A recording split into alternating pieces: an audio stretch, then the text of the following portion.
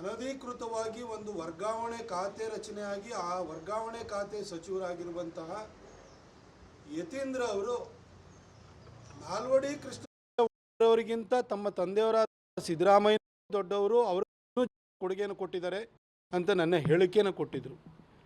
ಅದನ್ನು ಮಾಧ್ಯಮಗಳಲ್ಲಿ ನೋಡಿದೆ. ಬೆಳಗ್ಗೆ ಎದ್ದು ಪೇಪರಲ್ಲೂ ಕೂಡ ನಾಲ್ವಡಿಗಿಂತ ನಮ್ಮ ಅಪ್ಪನೇ ದೊಡ್ಡವರು ಅಂತ ಹೇಳ್ಕೊಂಡ್ರ ವರದಿನೂ ಕೂಡ ನೋಡಿದೆ. ಈ ರಾಜಕಾರಣಿಗಳು ಅದು ಯಾರೇ ಇರ್ಬೋದು, ಮಕ್ಕಳಿಗೆ ಆಸ್ತಿಯನ್ನು ಮಾಡಿಕೊಡ್ಬೋದು, ಆದರೆ ತಲೆಯಲ್ಲಿ ಬುದ್ಧಿಯನ್ನು ತುಂಬಿಕೊಡೋಕ್ಕೆ ಸಾಧ್ಯ ಇಲ್ಲ ಅನ್ನೋದು ಜನ ಅರ್ಥ ಮಾಡಿಕೊಳ್ಳುವಂಥ ಸಂಗತಿ. ಆದರೆ ಯತೀಂದ್ರ ಅವರ ವಿಚಾರಕ್ಕೆ ಬಂದರೆ ಹಾಗೂ ಹೇಳೋಕ್ಕಾಗಲ್ಲ. ಇದು ಯತೀಂದ್ರ ಅವರ ಬಾಯಿಂದ ಬಂದಿರುವಂಥ ಅವರ ಮನದಾಳದ ಮಾತು ಮಾತ್ರ ಅಲ್ಲ, ಅದು ಸಿದ್ದರಾಮಯ್ಯ ಸಾಹೇಬರ ಈ ಹಿಂದಿನ ಅವರ ನಡೆ ಮಾತುಗಳನ್ನೆಲ್ಲ ನೋಡಿದಾಗ ಅದು ಅವರ ತಂದೆಯವರಾದಿರುವಂಥ ಸಿದ್ದರಾಮಯ್ಯನವರ ಅಂತರಾಳದ ಭಾವನೆಯೂ ಕೂಡ ಇದೇ ಆಗಿದೆ. ಯಾಕೆಂದರೆ ಅವರು ಹಿಂದೆ ಮೊದಲನೇ ಸಾರಿ ಮುಖ್ಯಮಂತ್ರಿ ಆಗಿದ್ದಾಗ ಇದೇ ದೇವರಾಜ ಅರಸು ಮಾರುಕಟ್ಟೆಯನ್ನು ಹೊಸದಾಗಿ ಕನ್ಸ್ಟ್ರಕ್ಟ್ ಮಾಡುವಂಥ ವಿಚಾರ ಬಂದಾಗ ಒಂದಷ್ಟು ಜನ ಇದು ಮಹಾರಾಜರು ಕಟ್ಟಿಸಿದ್ದು, ಅದನ್ನು ಅದೇ ರೀತಿ ಉಳಿಸ್ಕೊಳ್ಬೇಕು ಅಂತ ಹೇಳಿ ಧ್ವನಿ ಎತ್ತಿದಾಗ ಏನು ಮಹಾರಾಜ ಏನು ಅವನ ಮನೆಯಿಂದ ದುಡ್ಡು ತಂದು ಕಟ್ಟಿದ್ನಾ ಅಂತೇಳಿ ಹೇಳಿದರು ಸಿದ್ದರಾಮಯ್ಯನವರು. ಅದಾದ ನಂತರ ಮಹಾರಾಜರ ಕುಟುಂಬವನ್ನು ಪದಚ್ಯುತಗೊಳಿಸಿ ಅಧಿಕಾರವನ್ನು ಕಬಳಿಸಿದಂತಹ ಟಿಪ್ಪು ಸುಲ್ತಾನ್ನ ಜಯಂತಿಯನ್ನು ಮಾಡಿದರು. ಈ ಎರಡೂ ಘಟನೆಗಳಲ್ಲೂ ಕೂಡ ಸಿದ್ದರಾಮಯ್ಯನವರಿಗೆ ಮಹಾರಾಜರ ಕುಟುಂಬದ ಬಗ್ಗೆ, ಮಹಾರಾಜರ ಬಗ್ಗೆ ಅಪಾರವಾದಂತಹ ದ್ವೇಷ, ಅಪತ್ಯದ ಭಾವನೆ ಇದೆ ಅನ್ನೋದು ಬಹಳ ಸ್ಪಷ್ಟವಾಗಿತ್ತು. ಹಾಗಾಗಿ ಇವತ್ತು ಯತೀಂದ್ರ ಅವರ ಬಾಯಿಂದ ಆ ಮಾತುಗಳು ಬಂದಿದೆ ಅಂತಂದರೆ ಅದು ಅವರ ಮಾತುಗಳು ಮಾತ್ರ ಅಲ್ಲ, ಅವರ ಅಪ್ಪನ ಅಂತರಾಳದ ಎದೆಯಾಳದ ಭಾವನೆಯೂ ಕೂಡ ಅದೇ ಆಗಿದೆ ಅನ್ನೋದು ಬಹಳ ಸ್ಪಷ್ಟವಾಗುತ್ತೆ. ಈ ಸಿದ್ದರಾಮಯ್ಯನವರು ಇದುವರೆಗೂ ನಾನು ದೇವರಾಜ ಅರಸನ ಥರ ಇನ್ನೊಬ್ಬ ದೇವರಾಜ ಅರಸು ಅಂತ ಹೇಳ್ತಾಯಿದ್ರು. ಬರ್ತಾ ದೇವರಾಜ ಅರಸುಗಿಂತ ತಾನೇ ದೊಡ್ಡವನು ಅಂತ ಹೇಳೋಕ್ಕೆ ಶುರುವಾದರು. ಅದಾದ ನಂತರ ಈಗ ನಾಡನ್ನು ಬೆಳಗಿದಂತಹ ನಾಲ್ವಡಿ ಕೃಷ್ಣರಾಜ ಒಡೆಯರಿಗಿಂತ ನಮ್ಮ ಅಪ್ಪನೇ ದೊಡ್ಡವರು ಅಂತೇಳಿ ಯತೀಂದ್ರ ಹೇಳ್ತಾ ಇದ್ದಾರೆ. ದೇವರಾಜ ಅರಸು ಅವ್ರಿಗಿಂತ ದೊಡ್ಡವರಾದರು, ನಾಲ್ವಡಿ ಕೃಷ್ಣರಾಜ ಒಡೆಯರಿಗಿಂತ ದೊಡ್ಡ ಕೊಡುಗೆ ಕೊಟ್ಟಿರೋರಾಗಿದ್ದಾರೆ. ಇನ್ನೊಂದು ಸ್ವಲ್ಪ ದಿನ ಹೀಗೆ ಹೋಯಿತು ಅಂತಂದರೆ, ಎಲ್ಲರೂ 10 ವರ್ಷ ಮುಖ್ಯಮಂತ್ರಿ ಆಗಿ ಏನಾದ್ರು ಕಂಪ್ಲೀಟ್ ಆಯಿತು ಅಂತಂದರೆ ದೇವರಾಜ ಅರಸು ನಾಲ್ವಡಿ ಮಾತ್ರ ಅಲ್ಲ, ನಾಡದೇವತೆ ಚಾಮುಂಡೇಶ್ವರಿಗಿಂತ ತಾನೇ ದೊಡ್ಡವನು ಅಂತ ಹೇಳ್ಕೊಬಿಡ್ತಾರೆ. ಅಮ್ಮ ಸಿದ್ದರಾಮಯ್ಯ ಸಾಹೇಬ್ರೆ, ನಿಮ್ಮ ಮಗ ಈ ರೀತಿ ಹೇಳಿಕೆ ಕೊಡ್ತಾರೆ, ನೀವಾದರೂ ಸ್ವಲ್ಪ ಕರೆದು ಬುದ್ಧಿ ಹೇಳಬಾರ್ದ? ಅಥವಾ ನಿಮ್ಮ ಮಗನ ಕೈಲಿ ನೀವು ಹೇಳಿಸ್ತಾ ಇದ್ದೀರಾ?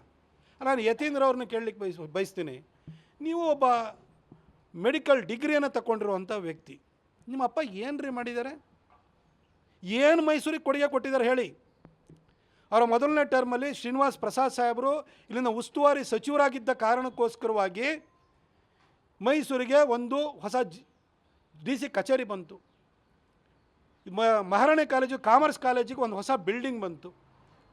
ಈ ಹಿಂದೆ ಯಡಿಯೂರಪ್ಪ ಸಾಹೇಬರು ಮೈಸೂರಿಗೆ ಜಯದವನ ಕೊಟ್ಟಿದ್ದರು, ರಾಮದಾಸ್ ಅವರು ಪ್ರಯತ್ನವನ್ನು ಮಾಡಿದರು. ಅದಾದ ನಂತರ ಶಂಕರಲಿಂಗೇಗೌಡರು ಕೃಷ್ಣರಾಜ ಸಾಗರಕ್ಕೆ ಹೋಗುವಂತಹ ರಸ್ತೆನಲ್ಲಿರುವಂತಹ ಒಂದು ಜಾಗವನ್ನು ಗುರುತು ಮಾಡಿದರು ಶಂಕರಲಿಂಗೇಗೌಡರು. ಅಲ್ಲಿ ಒಂದು ಬಿಲ್ಡಿಂಗನ್ನು ಕಟ್ಟೋಕ್ಕೆ ನಿಮ್ಮಪ್ಪ 180 ಕೋಟಿ ಕೊಟ್ಟರು. ಅದಾದ ನಂತರ ಅಲ್ಲೇ ಒಂದು ಸೂಪರ್ ಸ್ಪೆಷಾಲಿಟಿ ಹಾಸ್ಪಿಟಲ್ ಅಂತ ಖಾಲಿ ಬಿಲ್ಡಿಂಗ್ ಕಟ್ಟೋದಕ್ಕೆ ಒಂದು 127 ಕೋಟಿ ಕೊಟ್ಟಿದ್ದು ಬಿಟ್ಟರೆ, ನಿಮ್ಮ ಅಪ್ಪನ ಕೊಡುಗೆ ಮೊದಲನೇ ಟರ್ಮು ಅಥವಾ ಈ ಟರ್ಮಲ್ಲಿ ಮೈಸೂರಿಗೆ ಏನಿದೆ ಹೇಳಿ ಸರ್? ಏನು ಮಾಡಿದ್ದಾರೆ ನಿಮ್ಮಪ್ಪ? ಇವೆಲ್ಲ ಶ್ರೀನಿವಾಸ್ ಪ್ರಸಾದ್ ಅವರು ಇಲ್ಲ ಅಂದರೆ ಇವು ಬರ್ತಿರಲಿಲ್ಲ. ಆದರೂ ಹೊರತಾಗಿ ನಿಮ್ಮಪ್ಪನ ಕೊಡುಗೆ ಏನಿದೆ, ನಾಲ್ವಡಿ ಕೃಷ್ಣರಾಜ ಒಡೆಯರಿಗಿಂತ ದೊಡ್ಡವರು ನಮ್ಮಪ್ಪ ಅಂತ ಹೇಳ್ತಿರಲ್ಲ ಯತೀಂದ್ರವರೇ, ನೀವು ಒಬ್ಬ MBBS ಗ್ರ್ಯಾಜುಯೇಟ್ ಆಗಿ ಮಹಾರಾಜರು ಕಟ್ಟಿದಂಥ KR ಹಾಸ್ಪಿಟಲ್ಗೆ ನಿಮ್ಮ ಅಪ್ಪನ ಕೈಲಿ ಸುಣ್ಣ ಬಣ್ಣ ಹೊಡ್ಸೋಕ್ಕಾಗಿಲ್ಲ. ಮೈಸೂರು ಮೆಡಿಕಲ್ ಕಾಲೇಜು ಕಟ್ಟಿ 100 ವರ್ಷ ಆಯಿತು, ಅದಕ್ಕೆ ಶತಮಾನೋತ್ಸವ ಆಯಿತು. 100 ರೂಪಾಯಿನೂ ಕೊಡಲಿಲ್ಲ ನಿಮ್ಮ ಅಪ್ಪನ ಕೈಲಿ. 100 ವರ್ಷ ತುಂಬಿದ ಕಾಲದಲ್ಲಿ 100 ರೂಪಾಯಿನೂ ಕೊಡೋಕ್ಕಾಗಿಲ್ಲ ನಿಮ್ಮ ಅಪ್ಪನ ಕೈಯಲ್ಲಿ. ಆ KR ಹಾಸ್ಪಿಟಲ್ ಇದು ದುಸ್ಥಿತಿಗೆ ಹೋಗಿದೆ ಇವತ್ತು. ಮೈಸೂರಿಗೆ ಬೇರೆ ಏನು ಕೊಟ್ಟಿದ್ದಾರೆ ಹೇಳಿ? ಮಹಾರಾಜರು ಗರ್ಭಿಣಿ ಸ್ತ್ರೀಯರಿಗೆ ಹಾಲು ಬ್ರೆಡ್ಡನ್ನು ಕಳಿಸ್ತಾಯಿದ್ರು. ನಿಮ್ಮ ಅಪ್ಪನ ಕೊಡುಗೆ ಏನು ಹೇಳಿ? ಹಾಲಿಗೆ 9 ರೂಪಾಯಿ ಜಾಸ್ತಿ ಮಾಡಿರು. ಮಹಾರಾಜರು ಯಾರು ತೀರ್ಕೊಂಡ್ರೆ ಅವ್ರ ಕ್ಷೇತ್ರದಲ್ಲಿ, ಅವರ ಸಂಸ್ಥಾನದಲ್ಲಿ, ಅವ್ರನ್ನ ಅಂತ್ಯ ಸಂಸ್ಕಾರ ಮಾಡಬೇಕು ಅಂತಂದರೆ, ಅವ್ರನ್ನ ಗೌರವಯುತವಾಗಿ ಅಂತ್ಯ ಸಂಸ್ಕಾರ ಮಾಡಬೇಕು ಅಂತೇಳಿ ಸುಸಜ್ಜಿತವಾದಂಥ ಶವಾಗಾರಗಳನ್ನು ಕಟ್ಟಿದರು. ನಿಮ್ಮಪ್ಪ ಸತ್ತರೆ ಡೆತ್ ಸರ್ಟಿಫಿಕೇಟ್ ಕೊಡೋದಕ್ಕೂ ಕೂಡ ದುಡ್ಡು ಜಾಸ್ತಿ ಮಾಡಿರು, ಬರ್ತ್ ಸರ್ಟಿಫಿಕೇಟಿಗೂ ದುಡ್ಡು ಜಾಸ್ತಿಯನ್ನು ಮಾಡಿದರು. ಇದೇ ಮೈಸೂರು ವಿಶ್ವವಿದ್ಯಾಲಯವನ್ನು ಕಟ್ಟಿಸಿದಂಥವ್ರು ಮೈಸೂರು ಮಹಾರಾಜರು. ನಿಮ್ಮಪ್ಪ ಓದಿದ್ದಲ್ಲಿ, ಆದರೆ ನಿಮ್ಮಪ್ಪ ಒಂದು ಸ್ಕೂಲ್ ಕಾಲೇಜಾದ್ರು ಕಟ್ಟಿಸಿದ್ರೇನ್ರಿ? ನರಸಿಂಹರಾಜ ಕ್ಷೇತ್ರಕ್ಕೆ ಹೋಗಿ ಅಲ್ಲಿನ ಹೆಣ್ಮಕ್ಳು ಇಲ್ಲಿವರೆಗೂ ಬರಬೇಕು, ಮಹಾರಾಣಿ ಕಾಲೇಜ್ವರೆಗೂ ಬರಬೇಕು, ನಡ್ಕೊಂಡು ಬರಬೇಕು. ಆ ಭಾಗಕ್ಕೆ ಒಂದು ಸ್ಕೂಲ್ ಕಾಲೇಜು ಕಟ್ಟೋಕ್ಕೂ ನಿಮ್ಮಪ್ಪನ ಕೈಲಿ ಆಗಲಿಲ್ಲ. ಏನು ಕೊಟ್ಟರು ನಿಮ್ಮಪ್ಪ? ಇದು ಹೊರತಾಗಿ ನಿಮ್ಮಪ್ಪನ ಕೊಡುಗೆ ಏನಿದೆ ಅಂತ ಕೇಳ್ಕೊಂಡು ಹೋದರೆ, ಮಹಾರಾಜರು ಸಿಟಿ ಇನ್ಫ್ರಾಸ್ಟ್ರಕ್ಚರ್ ಟ್ರಸ್ಟ್ ಬೋರ್ಡ್ ಅಥವಾ ಈಗೇನು ಮೂಡ ಅಂತಾರೆ ಅದ್ರ ಮೊದಲನೇ ಅವತಾರ CITB ಮಾಡಿರು. ನಿಮ್ಮಮ್ಮ ನಿಮ್ಮಪ್ಪ ಇಬ್ಬರು ಸೇರಿಬಿಟ್ಟು ಅಲ್ಲಿ 14 ಸೈಟ್ ಹೊಡೆದ್ರು. ಇದೇನಾ ನಿಮ್ಮ ಕೊಡುಗೆ ಮೈಸೂರಿಗೆ? ಅದರ ಆಚೆಗೆ ನಿಮ್ಮದು ಏನು ಕೊಡುಗೆ ಇದೆ ಹೇಳಿ ಸರ್? ಏನೂ ಕೊಡುಗೆ ಇಲ್ಲ. ಆಮೇಲೆ ಇಡೀ ರಾಜ್ಯಾದ್ಯಂತ ಅದು ಮುದ್ರಾಂಕ ಬೆಲೆ ಜಾಸ್ತಿ ಮಾಡಿದ್ದು, ಹಾಗೆ ಪಾಣಿ ಪಟ್ಟೆ ತೊಗೊಳ್ಬೇಕು ಅಂದರೆ ಅದ್ರ ಬೆಲೆ ಜಾಸ್ತಿ ಮಾಡಿದ್ದು, ಕರೆಂಟ್ ಬಿಲ್ಲನ್ನು ಜಾಸ್ತಿ ಮಾಡಿದ್ದು, ಆಶಾ ಕಾರ್ಯಕರ್ತರಿಗೆ 10,000 ರೂಪಾಯಿ ಕೊಡ್ತೀನಿ ಅಂತ ಹೇಳ್ಬಿಟ್ಟು ಟೋಪಿ ಹಾಕಿದ್ದು, ಅಂಗನವಾಡಿ ಆಯಾಗಳಿಗೆ 10,000 ರೂಪಾಯಿ ಕೊಡ್ತೀನಿ ಅಂತಾರೆ, ಅವ್ರಿಗೂ ನಾಮ ಎಳೆದಿದ್ದು, ಈ ಸರ್ಕಾರಿ ಉದ್ಯೋಗಿಗಳಿಗೆ ಓಲ್ಡ್ ಪೆನ್ಷನ್ ಸ್ಕೀಮನ್ನು ತೊಗೊಂಬರ್ತೀನಿ ಅಂತ ಹೇಳ್ಬಿಟ್ಟು ಅದನ್ನು ಕೂಡ ಟೋಪಿ ಹಾಕಿದ್ದು. ಇವತ್ತವರೆಗೂ ಕೂಡ ಓಲ್ಡ್ ಪೆನ್ಷನ್ ಸ್ಕೀಮು ಅದ್ರ ಬಗ್ಗೆ ಮಾತೇ ಇಲ್ಲ. ಅದನ್ನು ಕೂಡ ಟೋಪಿ ಹಾಕಿದರು, ಏನೂ ಮಾಡಲಿಲ್ಲ.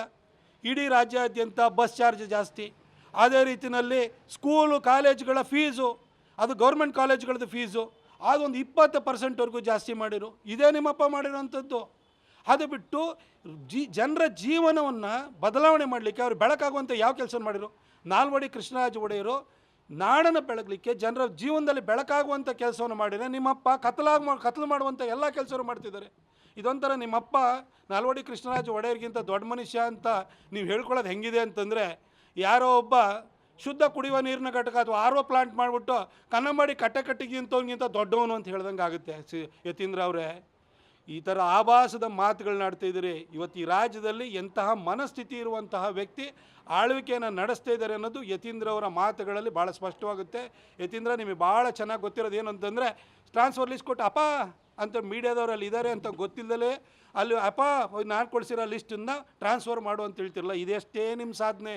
ನೀವು ಅನಧಿಕೃತವಾಗಿ ವರ್ಗಾವಣೆ ಖಾತೆ ಸಚಿವರಾಗಿ ಮೈಸೂರಿನಲ್ಲಿ ಒಬ್ಬ PDO ಇಂದ ಬೆಂಗಳೂರಿನಲ್ಲಿರುವಂಥ ಪೊಲೀಸ್ ಕಮಿಷನರ್ವರೆಗೂ ಕೂಡ ಆ ಟ್ರಾನ್ಸ್ಫರು, ಅಪಾಯಿಂಟ್ಮೆಂಟು, ಪೋಸ್ಟಿಂಗು ಮಾಡಿಕೊಂಡು ಒಳ್ಳೆ ಚೆನ್ನಾಗಿ ಕಮಾಯಿ ಮಾಡ್ಕೊಂಡಿದ್ದೀರಿ. ಇದರಾಚೆಗೆ ನಿಮ್ಮ ಅಪ್ಪನ ಕೊಡುಗೆನೂ ಏನಿಲ್ಲ, ನಿಮ್ಮ ಕೊಡುಗೆನೂ ಏನಿಲ್ಲ. ಮೈಸೂರಿಗೆ ಕುಡಿಯೋ ನೀರು ಕೊಟ್ಟರಂಥವ್ರು ಮಹಾರಾಜರು. ಮೈಸೂರು ಇವತ್ತು ಹಸನಾಗಿದ್ದರೆ, ಈ ಭಾಗದಲ್ಲಿ ಜನ ಕೃಷಿನ ಮಾಡ್ತಾಯಿದ್ರೆ ಅದು ಮೈಸೂರು ಮಹಾರಾಜರ ಕೊಡುಗೆ ಹೊರತು ನಿಮ್ಮ ಅಪ್ಪನ ಕೊಡುಗೆ ಏನಿಲ್ಲ.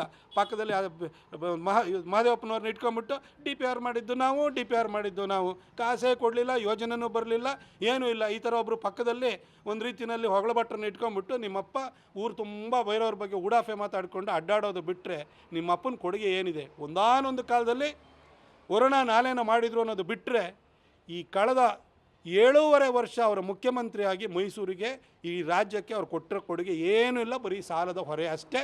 ಅದನ್ನು ಅರ್ಥ ಮಾಡ್ಕೊಳ್ಳಿ ಸರ್. ಈಗ ಮೈಸೂರಿಗೆ ಮಾತಾಡಿದ್ದಾರೆ,